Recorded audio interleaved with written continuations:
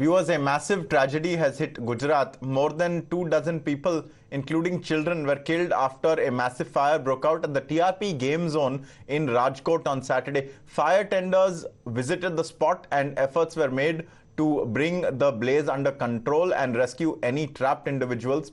Meanwhile, Nitin Jain, the manager of the TRP game zone, and Yuvraj Singh Solanki, the owner of the game zone, have been arrested. Rajkot में बहुत दुखद घटना घटी हुई है। राजकोट के इतिहास में ऐसा पहली बार हुआ है कि ये गेम जोन में आज आग लगने की वजह से आज बहुत गंभीर लोगों की बच्चों की जान गंवाई है और अभी फायर ब्रिगेड की टीम ज्यादा से ज्यादा लोगों को रेस्क्यू कर सके और ज्यादा से ज्यादा लोगों को बचा सके, इस तरह की कार्यवाही चल रही है। My colleague Hiten has been reporting from the spot on the rescue and relief efforts. Take a look at this report.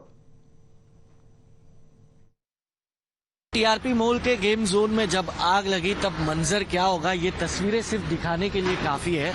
या अगर आप देखेंगे तो 3 मंजिला ये गेम जोन था जो अब पूरी तरह से जलकर राख हो चुका है और करीब रात में अब 3 बजने वाले हैं और यहाँ पर आपको दिखेगा कि चारों तरफ सिर्फ बुलडोजर ही बुलडोजर है जो इस वक्त अभी भी इस मलबे को हटाकर रेस्क्यू ऑपरेशन करता नजर आ रहा है। अब तक अगर हम बात करें 14 से 15 लोग अस्पताल में इलाज करवा रहे हैं। 27 मौत का आधिकारिक आंकड़ा जो है वो अब तक राजकोट प्रशासन की तरफ से दिया गया है, लेकिन जब तक ये रेस्क्यू पूरी तरह से खत्म नहीं होगा तब तक कुछ पता नहीं चलेगा। अभी भी 3 से 4 लोगों के मिसिंग होने की बातें जो है वो कही जा रही है।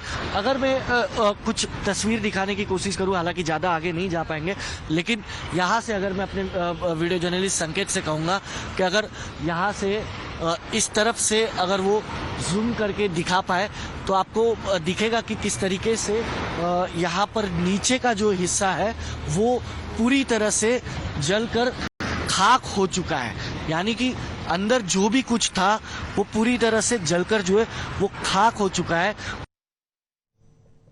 Meanwhile, politics has erupted over the tragic death, citing the Morbi bridge collapse, the Takshashila fire accident and the Baroda boat tragedy. The Congress says accountability needs to be fixed. The Congress has also questioned the BJP government's negligence and lack of accountability and also the responsibility towards ensuring people's safety.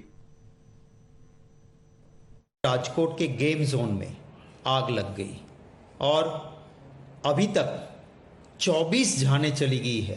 24 लोगों ने अपनी जान गंवा दी है। Administration का कहना है कि ये आंकड़ा और भी बढ़ सकता है। इतने बॉडीज जले हुए हैं कि अब इसको पहचानना भी मुश्किल है। डीएनए टेस्ट करना होगा। क्या हो रहा है गुजरात में? ऐसी घटनाएं बार बार घटती है और सरकार को लोगों की जान की कोई चिंता ही नहीं है।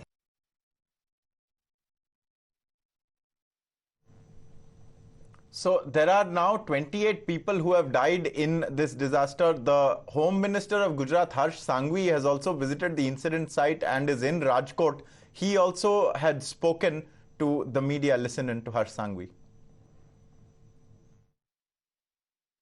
घटना बनी है जिसमें अनेक परिवारजनों को अपने स्वजनों को खोना पड़ा है।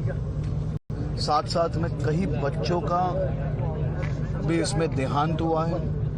मुख्यमंत्री जी के निर्देश से मैं आज राजकोट आया हूं। एसआईटी जो बनाई गई है वो एसआईटी को भी तात्कालिक सूचना दी गई है कि रात को 3 बजे से ही ये पूरी तहकीकात जल्द से चालू की जाए और आज ही रात जो कोई डिपार्टमेंट की एनओसीज, जितने भी डिपार्टमेंट्स ये परमिशंस के उसमें आते हैं और जो डिपार्टमेंट की अंडर ये गेम जोन्स कंस्ट्रक्शंस की जिम्मेदारी आती है, वो सभी उच्च अधिकारी से लेके सभी जिम्मेदार अधिकारियों को 3 बजे से ही आज रात से कलेक्टर कचहरी में हाजिर रहने की सूचना दी गई है।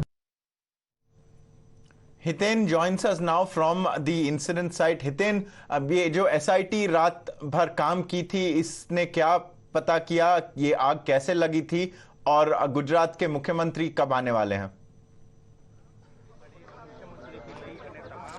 बिल्कुल, देखिए सीधी तस्वीर आपको मैं दिखाऊंगा कि यहाँ पर आप देख सकते हैं कि पुलिस ने पूरा एरिया जो है कॉर्डन ऑफ कर लिया है और राइट हैंड पे आपको सीएम सिक्योरिटी भी नजर आ रही होगी। मैं अपने विजय से कहूंगा कि तस्वीरें दिखाएं।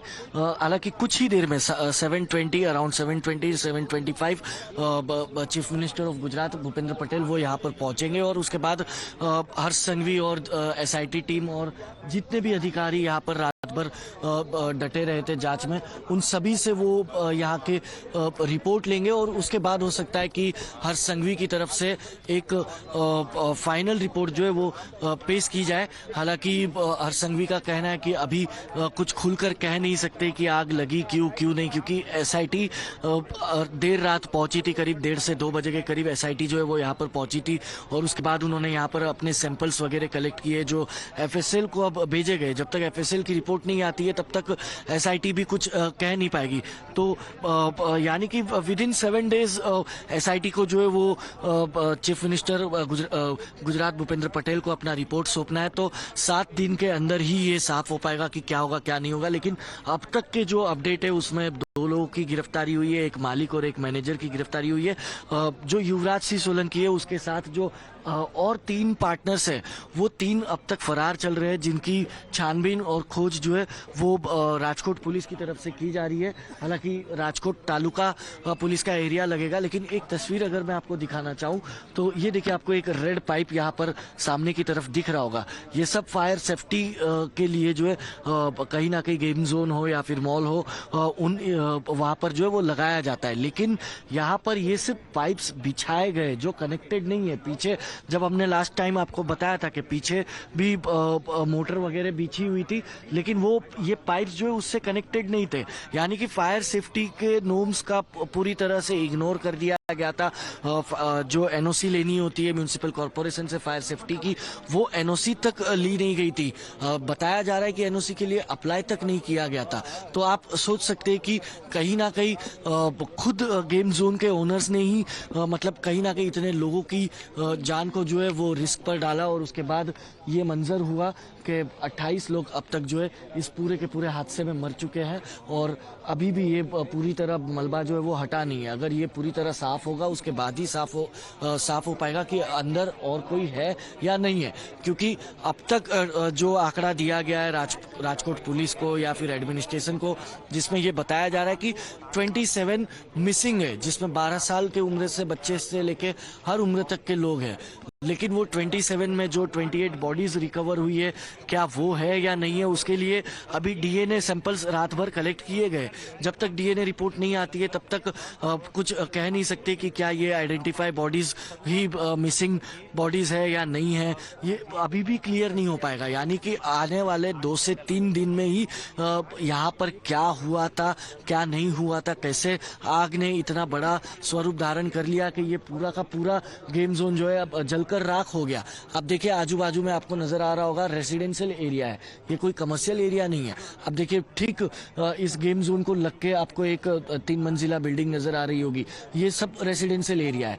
अगर यहाँ पर मान लो कि कुछ बड़ा हादसा हुआ होता और उसमें अगर कुछ सिलेंडर ब्लास्ट हुए होते या फिर मान लीजिए कि गेम जोन में जैसे पेट्रोल डीजल की भी जरूरत होती है, अगर वो वहां पर मौजूद होता और उससे वो धमाका होता तो सोचिए कि यहाँ का मंजर क्या होता, ये आसपास के इलाके में भी उसका कितना इफेक्ट होता। सिर्फ गेम जोन नहीं बल्कि रेसिडेंशियल एरियाज पर भी इफेक्ट होता। तो कहीं ना कहीं सभी नॉर्म्स का दरकिनार किया गया है।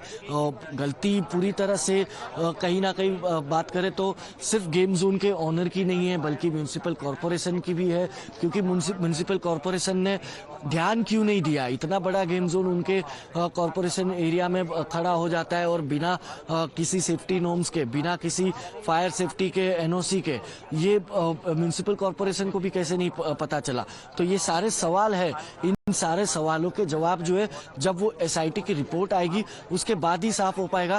क्योंकि जब मोरबी हादसा हुआ था या इसके पहले बड़ौदा में जब बोट का हादसा हुआ था, उस वक्त भी यही सारे सवाल खड़े हुए थे। तो उसके बाद हमने देखा देखा कि मोरबी इंसिडेंट के बाद किस तरीके से मोरबी नगर निगम के कुछ अधिकारियों को सस्पेंड किया गया, कुछ को गिरफ्तार किया गया, बड़ौदा में भी कुछ अधिकारियों को सस्पेंड किया गया, कुछ को अरेस्ट किया गया था। ठीक उसी तरीके की तस्वीर जो है वो यहाँ पर भी देखने मिलेगी। लेकिन यही तस्वीरें बार बार क्यों देखनी पड़ रही है, क्यों ध्यान नहीं रखा जा रहा है? देखिए सिर्फ अब हम बात करें तो सिर्फ गेम जोन नहीं, हालांकि कल यहाँ पर जो हुआ उसका इफेक्ट पूरे गुजरात में हुआ। उसका इफेक्ट ये हुआ कि गुजरात के सभी गेम जोन को तुरंत गुजरात सरकार ने ऑर्डर कर दिया कि सभी को बंद कर दिया जाए। पहले फायर सेफ्टी की एनओसी है या नहीं है, सेफ्टी क्लियरेंस है या नहीं है, क्लियरेंस सर्टिफिकेट है या नहीं है, इन सब चीज़ों की जांच होगी। पुलिस, कॉर्पोरेशन, हर कोई जांच करेगा, उसके बाद ही खोलने के आदेश दिए जाएंगे। ये अगर पहले से ही कर दिया होता तो कहीं ना कहीं ये हादसा आज हुआ नहीं होता।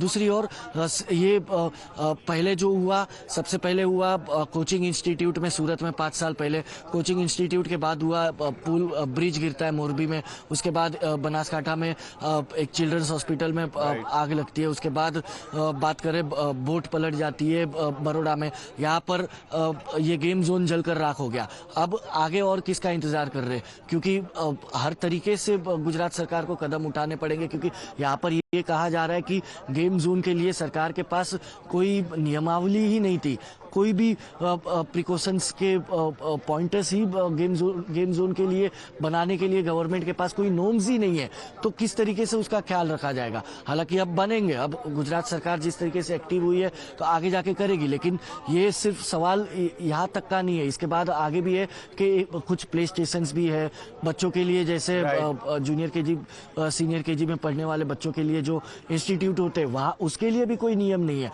अगर वहाँ आगे जाकर कोई हादसा होता है तो क्या उस हादसे, गुजरात गवर्नमेंट के पास बहुत कुछ है जिसके लिए उनको जवाब देना पड़ेगा। अभी थोड़ी ही देर में आप कह रहे हैं कि मुख्यमंत्री उधर पहुंचेंगे। Kane sir, your dinner. On a tile? Arey, it's antibacterial. Scratch resistant also. The plates? Kane bhai, it's a tile ad. IM Plus technology से बने वर्ल्ड क्लास टाइल्स। टाइल हो तो सिंपल हो।